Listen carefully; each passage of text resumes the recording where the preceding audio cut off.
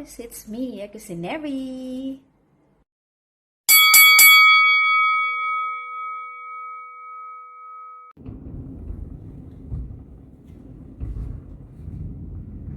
Hi guys! Ayan na nga, umulan na dito sa Qatar.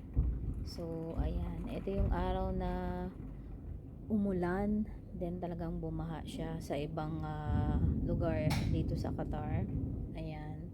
So, medyo malakas kasi yung buhos. Kaya nag-ulan sa ibang lugar dito sa Qatar. So, yung iba talaga yung hanggang dibdib yung baha. So, ayan. So, binabaha din dito sa Qatar kasi nga yung drainage nila dito, ayan, wala naman sila mga drainage. Ginagawa-gawa lang nila.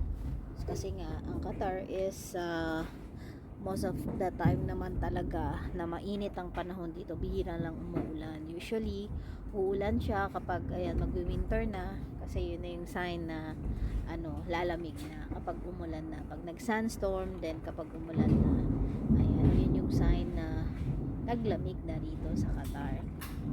So ayan yung harap ng villa namin. So kasi nasa first floor kami, kaya kung makikita nyo, diba, ang lakas ng ulan. Ayan. And that day din is parang nag-overflow yung tubig sa rooftop kasi nag-clog doon sa yung labasan ng tubig doon. So hindi siya lumabas sa pababa sa rooftop. So pumasok siya sa loob ng villa. So kaya doon talaga sa pasilyo namin bumaha. Ayan, kinatok lang din ako ni RBS that day kasi akala kong kung ayun pala sumaapaw na, pumasok na sa loob ng villa yung tubig. Kaya ayun, kinalaykay namin, nagtulong-tulong naman kami ng mga nakatira din doon. Kinatok ko din yung mga bahay-bahay nila kasi nga syempre medyo mataas na yung tubig, lumulutang na yung mga sinelas nilang nasa labas, 'di ba? So kailangan is rin tayo, mag-inform din tayo sa mga neighbors natin na syempre nasa loob sila, hindi rin nila alam na bumabaha na dun sa loob ng villa. So ayan lang, panoorin nyo lang yung ulan. And nakakamiss din kapag umuulan din sa Pilipinas. Namimiss ko yung ulan sa Pilipinas, yung tamang ulan lang, hindi naman yung bagyo, diba? Syempre kapag umuulan, sarap matulog, sarap kumain ng maiinit ng mga food like lugaw, lomi, sopas, mami, ayan, diba, mga barbecue, diba, nakakamiss guys. Ayan, miss ko na yung ulan din sa Pilipinas. Pero kapag umuulan sa Pilipinas, di ka makagala, diba? So, ayun lang guys. Salamat sa mga channel member ni Kusineri na walang kasawa-sawang sumusuporta, and sa iba pa din dyan.